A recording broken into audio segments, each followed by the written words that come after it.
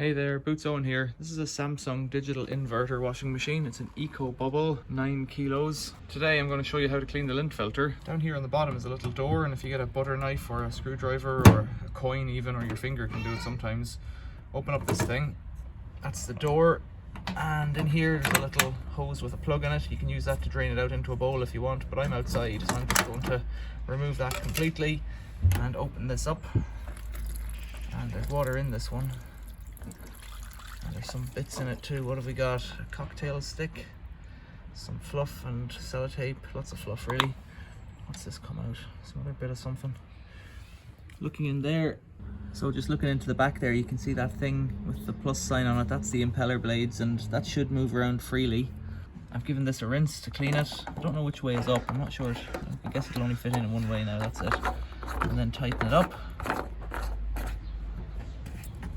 Tighten that up. Take this thing here and snap it back in. Snap it back in. There you go. That's it. Questions or comments, leave them below. Thanks for watching. See you later.